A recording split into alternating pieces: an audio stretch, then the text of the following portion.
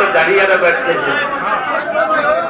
सतेज पर तुमने सतेज अगर एक आदमी भी सतेज पर खड़ा है तो चौधरी दीपेंद्र हुड्डा के चुनाव को बिगाड़ने के लिए आया, वो संभालने के लिए बताओ।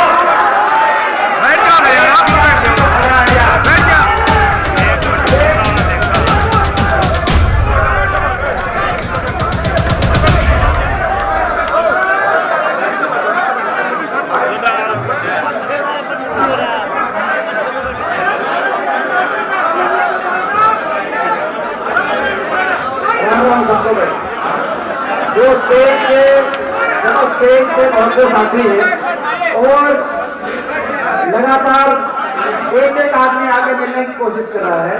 हम सब अपने सारे हमारा अपना परिवार कहीं में इतनी देर से सारा परिवार बैठा है। इसके बाद प्रोग्राम के बाद हर आदमी से जितना आखिरी आदमी से जब तक नहीं मिलेंगे हम यही हैं, लेकिन ये आधा घंटा मैं एक प्रस्ताव रखता हूँ भाई, आप सब उस प्रस्ताव में भाई आधा घंटा इसको शांति से बैठ के जिसको अलग अलग मिलना है, मैं यहाँ रुक जाऊंगा जितनी देर का होगा रात तक रुक जाऊंगा, कोई दिक्कत थोड़ी है। अंदर हॉल में व्यवस्था कर रखी है मिलने की, तो कोई दिक्कत नहीं है, टाइम का कोई टोटा नहीं है, आखिरी आदमी से मिलेंगे। लेकिन अभी आधा घंटा जो स्टेज में आके मिल के व्यवस्था खराब करेगा वो सारी इस पंचायत का जो है वो उसको स्वीकार्य नहीं होगा। भाई एक बार हाथ उठा करके हम ये भाई ये इसमें सारे सहमत है ना भाई? तीन प्रोग्राम आने हर का देरी से विधायक और पूर्व स्पीकर डॉक्टर रफीक सिंह साहब जी मंच का संचालन कर रहे हैं। ये हमारा भतीजा है विजय रावत जी और वे सम्मानित मंच पर बहुत सारे कार्यकर्ता बैठे हैं। ये कार्यकर्ताओं का सम्मेलन है, मंच वाले भी और सामने वाले भी बराबर के हकदार है, सब सारे साथी हैं। कोई देश को तोड़ना चाहते हैं, भाईचारे को खराब करना चाहते हैं और भीमराव अम्बेडकर के संविधान को तोड़ना चाहते हैं, ये वो लोग हैं। और एक शरीफ और ईमानदार लोग हैं जो देश को बताना चाहते हैं, एक तरफ एक वाले में वो लोग हैं। भ्रांति होगी, सच्चाई कभी परेशान नहीं हो सकती, सच्चाई जीतेगी आखिर में। भाई दीपेंद्र सिंह हुड्डा हरियाणा में भी बल्कि पूरे हिंदुस्तान में ऐसा नेता हमने नहीं देखा है जो दूसरों के लिए जीता है, किसान के लिए, मजदूर के लिए, नौजवान के लिए जीता है।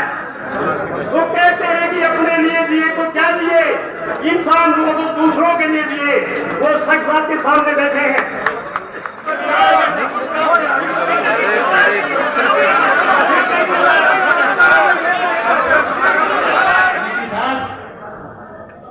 बेरी हल्के की 36 बरादरी के लोग आपके फैसले पर, आपके संदेश पर फूल चढ़ाने का काम करेंगे। मैं आपको ये है भाई असली मुद्दा इस चुनाव का, अगले पीढ़ी की भविष्य का रास्ता इस चुनाव से और दीपेंद्र हुड्डा से होकर गुजरता है। हम लोग रहना है आने वाली पीढ़ियां आपके फैसले के ऊपर बड़ी भारी जो है, क्योंकि ये इलाका है बरियादल सर छोटरा में जब हमारी पगड़ी रोडती फिर रही थी, उस आदमी ने 100 साल पहले हमारी पगड़ी को उठाकर साबुन से धोया था, कलम से देकर और हमारे सिर पर रखने का काम किया था। उसके बाद आई चौधरी दीपेंद्र सिंह हुड्डा ने संभाला, कुछ नहीं था, लाख लाख रुपए की किला बिकता था, नौकरियां नहीं थी, साइकिल भी नहीं थी, घर घर में मारुति खड़ी करी थी, नौकरियां ज्यादा उनको मिली कि भाई पर कैपिटा इनकम पर था बताएंगे। तो एक तो मैं ये हालात है यार, हम उस मोड़ के ऊपर खड़े हैं जो बेरोजगार युवा हमारी तरफ करके भी लगाए देख रहा है। मैं सबसे पहले मेरे हल्के की जो 36 बरादरी की जनता यहाँ पर आई है, अपने काम को छोड़कर आई है, इतनी गर्मी में यहाँ पर आई है। मैं एक बात कहना चाहता हूँ भाई, आपका ये पसीना एक दिन रंग लाएगा, खाली नहीं जाएगा।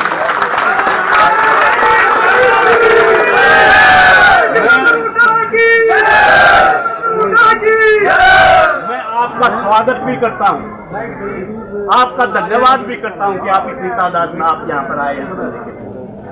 तो बुजुर्गों, नौजवान साथियों, एक मुबारकबाद भी मैं देना चाहता हूँ। मुबारकबाद ये है कि पिछले चुनाव में भाई गिरते हैं सहसवार मैदान जंग में, वो कुड़ी क्या गिरेगी जो घुटनों के बल चलती है। में तो 17वें नंबर पे, और ये आप ही की सरकार बता रही है, मोदी सरकार, देश में नंबर 1 पहुंचा दिया आपने। तो बेरोजगारी में देश में नंबर 1 हरियाणा बन गया। हर घर में एक नौजवान बेरोजगार, बेरोजगारों की फौज खड़ी होगी हरियाणा में।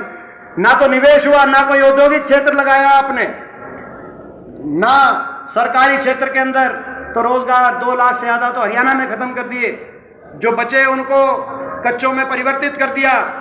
बड़ी नौकरियों की जितनी लिस्ट आई, उन लिस्टों में कोई भर्ती घोटालों के और पेपर लीक के घोटाले के बाद भी कोई 2, 4, 5 लिस्ट निकली, तो उन लिस्टों में हरियाणा से ज्यादा बाहर के बच्चों को आपने, यहाँ पे अकेला प्रदेश जहां से बाहर के बच्चों को आपने तवज्जो दी।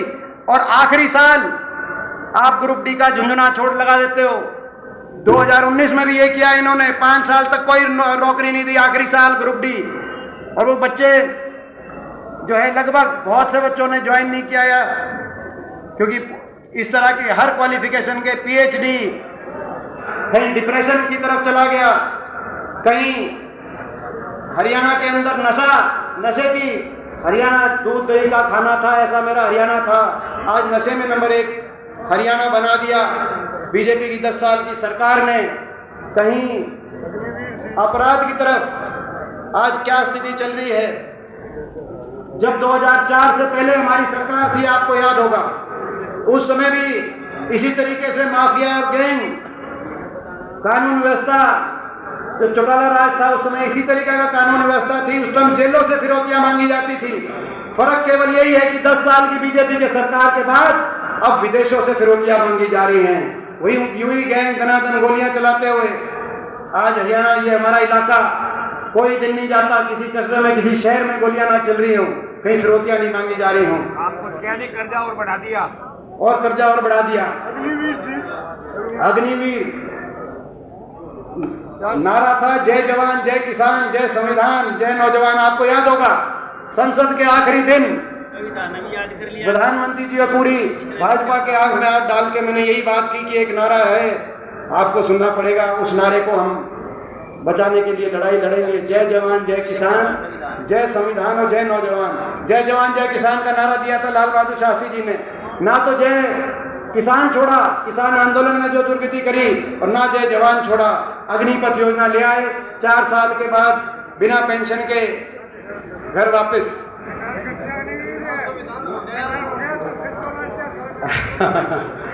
तो ये तो आपके सामने है। आज बेरोजगारी में नंबर 1 हरियाणा, आज भ्रष्टाचार में नंबर 1 हरियाणा, आज महंगाई में नंबर 1 हरियाणा, आज अपराध के अंदर हत्या दर में देश में नंबर 2 हरियाणा, फिरौती अपहरण में नंबर 1 हरियाणा। हरियाणा को पट्टी से उतार दिया। इसीलिए हरियाणा के कोने कोने से एक ही आवाज आ रही है। पिछले 5 वर्ष के अंदर प्रदेश के कोने कोने में आप लोगों के साथ जा जाकर लोगों में जो जागरूकता के लिए हम लोगों ने, तो आज प्रदेश के कोने कोने से एक ही आवाज आ रही है, बीजेपी जेजेपी की ये सरकार जारी है और हुड्डा साहब के नेतृत्व में कांग्रेस पार्टी की सरकार आ रही है। और यही कारण है, इस बात को तो इन्होंने मान लिया। चुनाव में अपनी होने वाली हार से पहले तो हार इन्होंने ही मान ली। यही बात है ना, इन्होंने ये फैसला ये दर्शाता है, इन्होंने स्वीकार कर लिया कि आज प्रदेश की जनभावना परिवर्तन की। ये चुनाव प्रदेश में परिवर्तन लाने का चुनाव है और उस जनभावना को बचाने का चुनाव, और अपने इलाके के लिए, ये अपने इलाके को भी आगे लेके जाने का ये चुनाव है, ये मौका है। आपके आशीर्वाद से जब मौका मिला, 10 साल जब सरकार रही है, यहाँ से सांसद के रूप में मुझे मौका मिला, ईमानदारी से यही कोशिश करी कि हमारा इलाका आगे जाए, विकास हो और इलाके में सुधार हो। मैं पूछना चाहता हूँ आपसे, आपने उस समय जब अपनी सरकार थी झज्जर में, रोहतक में, बेरी में भाई विकास का पहिया घूमते देखा था कि नहीं देखा था? मैं पूछना।